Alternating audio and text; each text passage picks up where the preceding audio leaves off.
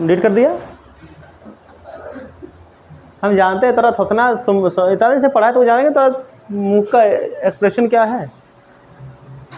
आओ सर जोड़ के देना हमको। आइए चिश्ती उपासना पद्धति में आगे और देखिए। अभी तक मैंने आपको समझा दिया। सूफी देखो, एक शब्द आप लिखोगे कि मुसलमान भाइयों के, इस्लाम भाइयों के टोटो में, गाड़ी में, बड़े बड़े ट्रकों में एक शब्द लिखा गया ना, एक वर्ड अल्फ़ाबेट KGN है भाई साहब। KGN मतलब वही, K for Khwaja, G for Garib, N for Nawaz. आप समझ रहे बात को? जो देखे होंगे समझ नहीं पाते हैं समझ लेना। KGN मतलब ख्वाजा गरीब नवाज। KGN का वही मतलब होता है। देख सूफी संतों में सबसे अधिक जो पूजनीय था, देखो यहाँ से भी आंसर मिल चुका कि के ही क्यों, और भी संत थे उनका नाम क्यों नहीं, तो यहाँ पे यही सूत्र मिल गया क्या कि जितने भी सूफी संत हुए उनमें सबसे अधिक जो पूजनीय था वो दरगाह ख्वाजा मुइनुद्दीन का ही था, जिन्हें गरीब नवाज भी कहा जाता है। हो गया याद करना इस सब चीज़ को। ख्वाजा मुइनुद्दीन की दरगाह का सबसे पहली किताबी जिक्र, यानी किताब में इनका जिक्र कब आया था, जो 14वीं शताब्दी का में मिलता है। 14वीं शताब्दी में जो बुक आता है उस बुक में इनका जिक्र मिलता है ख्वाजा मुइनुद्दीन चिश्ती का। ठीक है, आगे देखिए। अच्छा एक चीज़ और देख लो यहाँ पर, पहला कि ये जो देख रहे हो कि सूफी संत में सबसे अधिक पुण्य दरगाह ख्वाजा मुइनुद्दीन क्या है, जिन्हें गरीब नवाज, ये कहाँ पर है, ये दरगाह कहाँ है? बाबा फरीद जी कहाँ है, कोई बताओ? और भी कोई?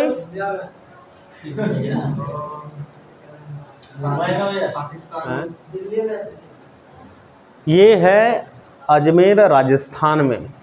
ठीक है, ये दरगाह लिख लेना, अजमेर। सबसे बड़ा दरगाह तो मुंबई में है ना, जो लिखा रहे हो लिखो, समझ गए? फिर जब परीक्षा आएगा तो तुम मुंबई लिख देना, उसका रिजल्ट आएगा तब देख लेना नंबर मिला के मिला। जो लिखा रहे यहाँ लिखो शांति से।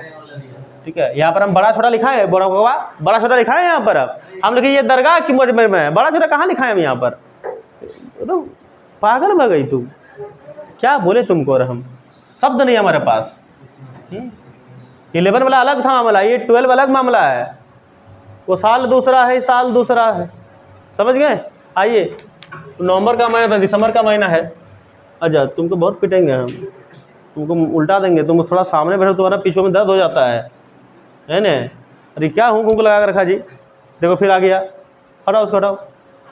तो आइए सुनिए, क्या मुइनुद्दीन की दरगाह का सबसे पहला किताब कब मिलता है? तो ये डिजिट बिल्कुल याद रखना, एकदम डायरेक्टली सवाल है। आगे सुने, अजमेर दरगाह, अजमेर कहाँ पर है? राजस्थान में। अजमेर दरगाह शेख की सदाचारिता और धर्मनिष्ठा तथा उनके आध्यात्मिक वारिसों का, वारिस समझा देते उत्तराधिकारी की महानता और राजसी मेहमानों द्वारा दिए गए प्रशय के कारण लोकप्रिय बनी। यानी इस दरगाह को लोग बहुत ज़्यादा पूजते हैं, और क्यों है लाइन पर लिखा गया है। MBT, MBT माने हाँ, तुल्ला नहीं रे, तुल्ला नहीं रे, तुल्ला नहीं है, मोहम्मद बिन तुगलक।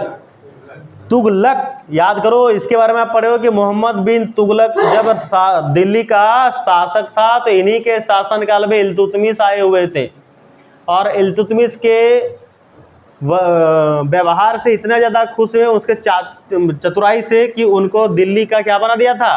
काजी। काजी का मतलब होता है न्यायाधीश बना दिया था। लेकिन मूर्ख मूर्खे रहेगा, फिर से इल्तुतमिश को क्या कर दिया, उस पर केवल शक हो गया तो उसको वहाँ से हटा दिया और जेल में डाल दिया। ये लोग लाज नहीं है। फिर जाके फिर माफ़ी मांगता है कि भैया इल्तुतमिश गलती हो गया, आप तुम बाहर आओ। आप तुमको यहाँ नहीं, तुमको चीन भेज रहा हूँ, चीन जाओ तुम। 1342 याद आ रहा है? तो वही बात है, MBT 1354 से 1351 तक शासन करता है। ये याद रखना, इसका शासन टेन्योर यही है। अरे 51 कैसे हो जाएगा, उल्टा कैसे हो गया? 51 से 54 हो जाएगा। और देखो, पहला सुल्तान था जो दरगाह पर आया था। हाँ, यहाँ से एक इंपॉर्टेंट सवाल मिला, देख लो। अजमेर की दरगाह पर आने वाला पहला सुल्तान कौन था? मोहम्मद बिन तुगलक ही थे। आप सुन लो, हालांकि दो मुक्का मारेंगे। इस दरगाह पर सबसे पहली इमारत इस दरगाह पर सबसे पहली इमारत मालवा के सुल्तान, उस देखो मालवा कहाँ है, आज के डेट में अगर मालवा को देखोगे तो ये मध्य प्रदेश में पड़ता है। सुनो, मालवा जो है ये एमपी में पड़ता है, मध्य प्रदेश में। लेकिन उस समय अभी भी अगर इसको बहुत ज़्यादा छानबीन करोगे तो राजस्थान का जो दक्षिण पश्चिम का जो दक्षिण पूर्व का जो हिस्सा है वहाँ पर मालवा पड़ता है, लेकिन एग्जैक्ट बोलो तो मध्य प्रदेश में, लेकिन राजस्थान का ही जिक्र आता है। तो उस समय का मालवा का जो सुल्तान था गयासुद्दीन खिलजी की 15वीं शताब्दी के उत्तरार्ध में बनाई थी। मतलब साफ साफ समझो कि अजमेर का पहला तल्ला जो था बनाया था वो यही ने बनवाया था। और ये कौन थे सुनो, गयासुद्दीन तुगलक बता, गयासुद्दीन तुगलक है ये, ठीक है ना। गयासुद्दीन तुगलक ने ही तुगलक वंश की स्थापना करी। गयासुद्दीन तुगलक ने कुल 1320 से 1325 तक शासन किया।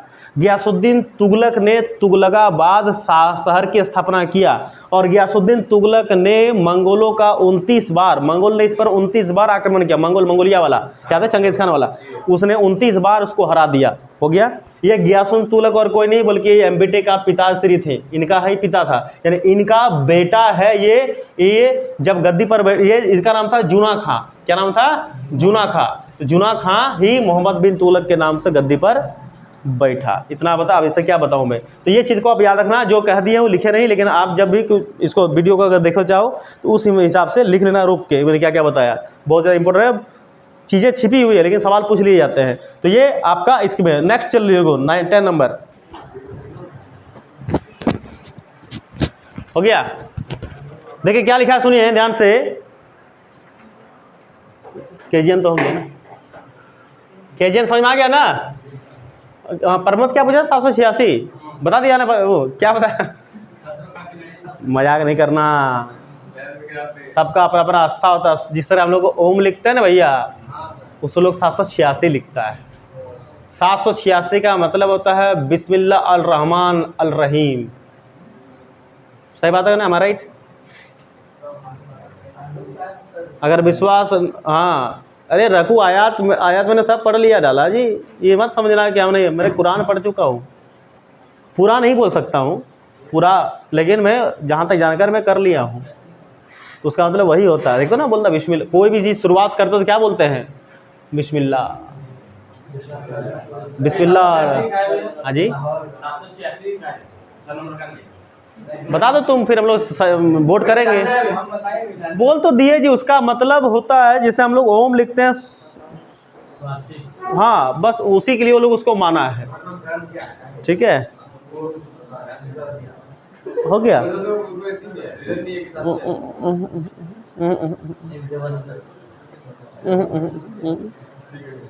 अब इस दरगाह को जानने वाले तीर्थयात्रियों के भजनों ने ही अकबर को यहाँ आने के लिए प्रेरित किया। देखिए अकबर किसका पुत्र था? गधड़ा औरंगजेब। सब औरंगजेब अकबर का जानते कौन लगेगा? बाबर का पुत्र हुमायूं, हुमायूं का पुत्र अकबर, अकबर का पुत्र जहांगीर, जहांगीर का पुत्र शाहजहां का पुत्र। तो कहाँ आया देख लिए? जो जिसको सका बाप बना दिया उसका पिताजी। अरे नहीं जानते तो काहे मजाक उड़ा रहे हो हैं? अकबर यहाँ क्या बोला, इस दरगाह को, कौन सा दरगाह? ख्वाजा मोइनुद्दीन वाला, ख्वाजा मोइनुद्दीन वाले दरगाह को जानने वाले जो तीर्थयात्री के भजनों ने ही, जो तीर्थयात्री जो आते थे, उन जो भजन गाते थे, उन भजनों को अकबर ने सुना और अकबर को सुनकर बहुत ही अच्छा लगा। तो अकबर को वहां आने के लिए मजबूर हो गया कि मैं जाऊंगा, जरूर जाऊंगा। और ये वहां पर जाकर आए हुए थे। अकबर यहाँ पर कुल 14 बार आया। देख लिए कितने बार? 14th टाइम 14 बार आए थे। यहाँ भी एक डायरेक्ट सवाल आपसे बन जाता है कि अकबर ख्वाजा मोइनुद्दीन के दरगाह पर कितना बार आया हुआ है? 14th time. ठीक है, अकबर ख्वाजा मोइनुद्दीन के दरगाह पर किस कारण से आए थे, मतलब किस चीज़ ने उसको प्रेरित किया? तो लिखना तीर्थयात्रियों के भजनों ने प्रेरित किया। तो कभी नई जीत का आशीर्वाद लेने, तो फिर कभी पुत्रों के जन्म पर। समझ में आया? कभी नई, जब कोई नया जीत, मतलब कोई युद्ध नया करने जाता था तब भी जाते थे उसके दरगाह पर। और अगर यदि पुत्र के जन्म होते थे तो उनके, जैसे हम लोग अभी करते हैं, वो भी वहाँ पर जाते थे आशीर्वाद प्राप्त करने के लिए। तो अपनी प्रत्येक यात्रा पर अकबर दान भेंट दिया करता था। क्यों नहीं देगा? इतना लूटा मारा है इनके पूर्वजों ने, दान भेंट तो करना बनता है, ये लोगों को क्या लगेगा? तो अकबर ने दान भेंट किया करता था, जिसका वर्णन क्या लिखे हैं? सादी दस्तावेज में मिलता है। ठीक है, आगे देखो 1568 में अकबर ने तीर्थयात्रियों के लिए, ध्यान सुनना, तीर्थयात्रियों के लिए खाना पकाने के लिए एक विशाल देग दरगाह को भी भेंट किया, और साथ में अकबर ने दरगाह के परिसर में, यानी उसके बाउंड्री के भीतर एक मस्जिद का भी निर्माण करवाया। ठीक है, आप जो फतेहपुर सीकरी देख रहे हो ना, फतेहपुर सीकरी कहाँ है? फतेहपुर सीकरी कहाँ है? नहीं जानते? यूपी में है। उनको बनाने वाले अकबर ही है, और वो जब जीते थे, जब जो जीते थे तब उनको उसी के याद में फतेहपुर सीकरी को बनवाया गया था। आज भी वहाँ पर है, बहुत सुंदर भवनीय दृश्य है, रमणीय दृश्य, जाके देख सकते हो। तो ये बात याद रखना। अकबर की अगर मृत्यु पूछा जाए तो अकबर की मृत्यु जो हुई थी 1605 में, किधर को अकबर है, जिधर को है लिख लीजिएगा, अकबर की मृत्यु 1605 में हुई थी, इस बात को आप मन रखो। 1605 में इसकी मृत्यु हुई थी। अकबर बहुत छोटा में राजा बना था। उस समय जब ये 18 साल का नहीं हुए थे तो बैरम खां जो थे इनका संरक्षक था, बैरम खां। फिर जब बड़े हो गए तो राजगद्दी इनको सौंप दी गई, इस बात को याद रखना। अगला, अरे भाई मनसा पूजा गाना जो गाता, आपको सबसे बढ़िया गाना जानता कौन लगता है? अरे को भैया, उनका सिंगर का, तुम लोग का जो सिंगर है ना, क्या नाम है, सतीश दास, बेटा उसका सब गाना मैं सुन, मैं बहुत बड़ा भक्त उसका हूँ ना। आवाज़ बहुत डेंजरस है उसका नहीं बोलेंगे, उनका है। अल्ले ठीक है, करण क्या कैसा ऑपरेटर तू रे? ख्वाजा मुइनुद्दीन के बाद देखो, इस दुनिया में कोई नहीं रहता है, ये परम सत्य है। ठीक है ना? बोले एक दिन कहा था ना कि सबसे बड़ा आश्चर्य क्या है? टाइम देखते रहना, हमको बोलते रहना। ठीक है, टाइम देखना। लोकल मेरे पास कहाँ कुछ निकल गया। हाँ पहुँचना लो, झूठ बोलेगा से निकला है क्या? सुनो, है सुनो मंजीत, सुनो, हमने कहा था ना कि सबसे बड़ा इस दुनिया में आश्चर्य क्या है, तो वो है मौत। सदा सत्य है लेकिन कोई मानता नहीं। देखो यहाँ पर ख्वाजा मुइनुद्दीन के बाद ख्वाजा कुतुबुद्दीन बख्तियार काकी, ये यहाँ के प्रमुख बने, और इनकी दरगाह दिल्ली में है, लिखा दिए तो उस दिन को हम। ठीक है, शेख फरीदुद्दीन, अरे नामों अजीब वाला पढ़े गड़बड़ा जाते हैं। और ये वीडियो बन रहा है, कहीं कोई दिन सुन लेगा कि हमारा बोले, फिर बोलेगा हमारा धर्म का मजाक बना दिया। हम मजाक नहीं बन रहे हैं, थोड़ा तोतला हम हैं, अब नहीं पढ़ पा रहे। शेख फरीदुद्दीन गंज ये शकर की दरगाह अजोधन कहाँ है? पाकिस्तान में है, और ये सिख परंपरा में बाबा फरीद के रूप में प्रसिद्ध है। शेख निजामुद्दीन औलिया की दरगाह और शेख नसरुद्दीन चिराग दिल्ली की दरगाह दिल्ली में है। शेख निजामुद्दीन औलिया के शिष्य उन्हें क्या कहते थे, याद रखना, डायरेक्ट सुल्तान उल मसेरू, यानी शेखों में सुल्तान कहते थे, याद रखना, इन्हीं का नाम था। इनका शिष्य का नाम क्या बताया था मैंने? निजामुद्दीन औलिया के शिष्य का नाम क्या बताया था मैंने? खुसरो। और इनको क्या कहा था, देख लो, पिछले 700 सालों से अलग अलग धर्मों और वर्गों के लोग इन 5 महान चिश्ती संतों के दरगाह पर अपने आस्था प्रकट कर रहे हैं, और आज भी कर रहे हैं। ये बात कंप्लीट हो जाता है। चलिए इसको लिख लीजिएगा आप लोग, ठीक है।